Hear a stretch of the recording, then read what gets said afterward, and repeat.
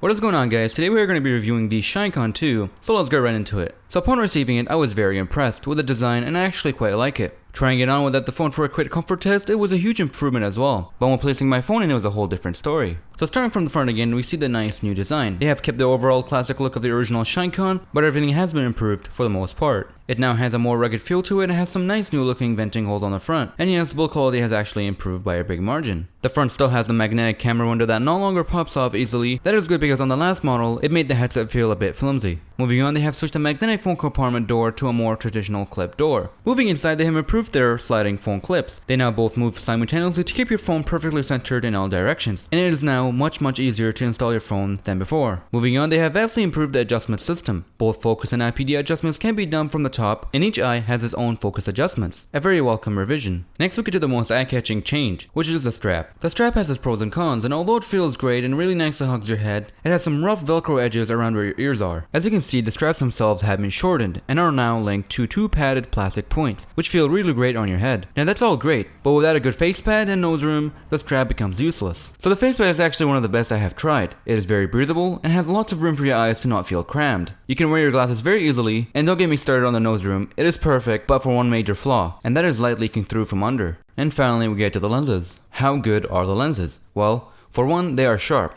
They have minimal distortion, field of view has been improved for about 7 degrees, and officially it's not listed anywhere, but if I have to guess, I would have to say it's around 87 degrees. Now remember, every manufacturer measures FOV differently, so take the numbers you see anywhere with a grain of salt. Now you may be asking, what was so bad about the headset that you mentioned in the beginning of the video? Well, although it has a great comfort level, the strap is questionable because of the rough Velcro edges around the ear area. The nose room is huge and the FOV is decent, but unfortunately the phone compartment is actually the biggest flaw. Although it has improved in ease of use, it has completely failed. If you take a look at it from the side, you can clearly see that the phone is no longer touching the wall on the other side, not even close compared to the original. That being said, this has resulted in a huge white seam leak, and in other apps, a retro TV effect. This is an example of what it looks like, but have no fear, I got a fix. Just tape it like so with black electrical tape or watch my how to fix video. Another thing to note is that you may encounter issues with your phone buttons being pressed by the phone compartment mechanism. So in conclusion, the Shinecon II has been improved with some very welcome design revisions, but the phone compartment seam, buttons pressed, and the nose room light leak are all things to watch out for when considering this headset. But there is one more thing, and that is the weight. It weighs 390 grams, certainly not the lightest, but it makes up for it with a solid mounting system. So with that being said, who would I recommend this to?